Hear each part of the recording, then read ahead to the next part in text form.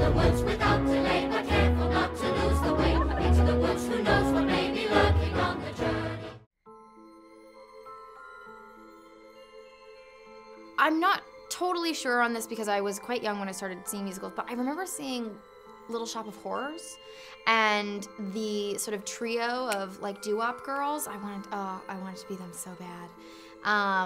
And they were, I think we saw like a middle school production of it, but I was so young that I was like, that is who I want to be when I grow up. Just a doo-wop girl in Little Shop of Horrors. The first album, and this is what albums were still around, was Funny Girl, for sure.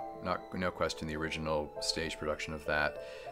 First musical on stage for me, I guess West Side Story was pretty huge for me, and Gypsy.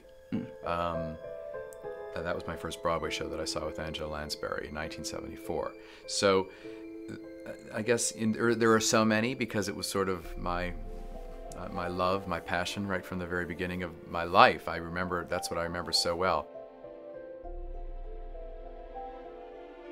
Well, I didn't think much about Cinderella as an icon altogether, really.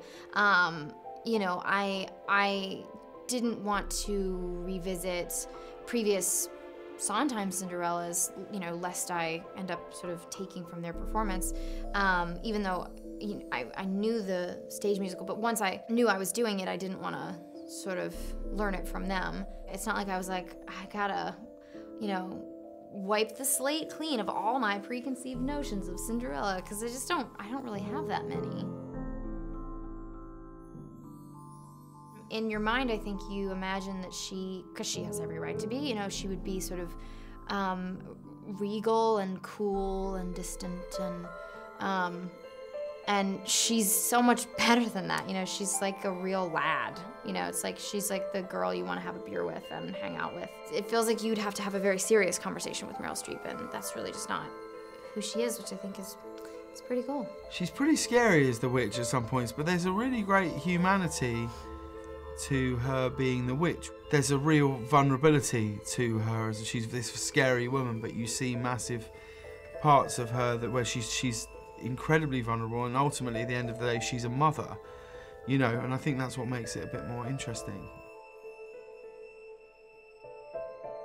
I think one of the producers on this movie is looking after Wicked, and I know That's fans right. of that are so keen to see the movie. I mean, Yes. has he talked to you about it at all, or?